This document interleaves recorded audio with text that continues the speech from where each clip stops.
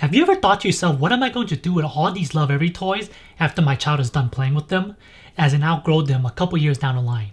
These boxes definitely weren't cheap after all, so the last thing you want is for them to be collecting dust in your closet or attic. In this video, I share with you how you can get back that $80 and maybe even more. There are many things you could do with the Lovevery toys once your child has outgrown them, such as save them for your next child, or maybe pass them on to a relative or friend's child. Those are all great ways to make use of the toys, but did you know that there's a pretty large market of people looking for individual items from these subscription boxes? Which means there's an opportunity for you to recoup some money. So you can buy more stuff for your child. There are plenty of sites like eBay, Poshmark, Mercari, Facebook Market, or even buy-sell Facebook groups where you can list these items. That's quite a bit of places you can actually use, but personally I find Mercari to be the best and easiest place for listing Lovevery items. Poshmark just doesn't have a large enough base to make it worthwhile. Facebook Market usually requires in-person exchange, which isn't bad for one item, but if you're selling a few items, arranging multiple meeting times is quite a hassle. Facebook groups where you can buy and sell Lovevery aren't bad either, but you do have to be a little bit more diligent and check back on the post you made to see if anyone's interested. This leaves us with two options, eBay and Mercari. Personally, I think Mercari has an advantage. Besides for having a lower listing fee, there's also a lot more listings, which means there's much more data. You might be wondering, why does the data even matter at all? You're trying to sell a toy here, not rocket science. Well, the reason it matters is this actually allows you to easily price your own toy by looking at what the price of the same toy sold for in the past. So it takes a lot of guesswork out of it. On the app, it's very easy to find this information. You simply search for whatever you want to sell, and then you see right here on the top, you can actually toggle to the word sold, and this will show you all the past transactions and what they actually sold for. On the website, after the results load, scroll all the way to the bottom of the left menu and click on the sold option. Everything refreshes and shows you the price of successful transactions. This gives you an idea on what the market price is and how much people are willing to pay for the toy. Now, the fun part.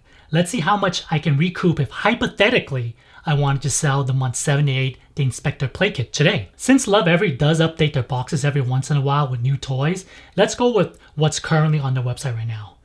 The first item, the ball drop with all 3 balls, were sold for $34. The board book, My First Signs, sold for $15. Things I See texture cards sold for $25. The Nest Stacking Drip Drop Cup sold for $25, which I think is actually a fairly fair price. My son, who's 14 months now, still really loves playing with these during bath times and when we do water play activities for him in the backyard. The first puzzle toy is where I ran into a snag. Doesn't look like anyone has bought this item recently. There are a couple listings of this as low as $15, but no one is buying it at that price.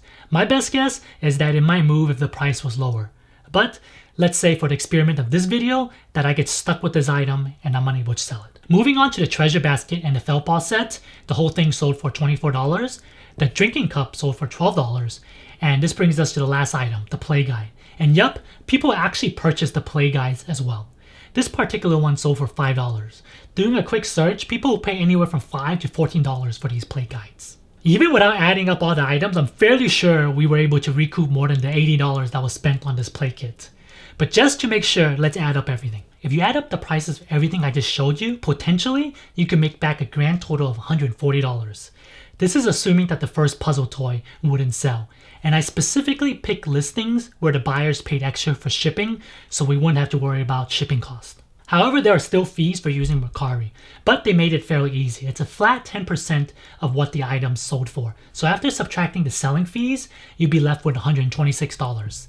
This would actually have me ahead by $46 as the whole box only costs $80. As you can see, Lovevery toys actually keep a pretty good value. Keep in mind that what I share with you doesn't only apply to items that your child has outgrown.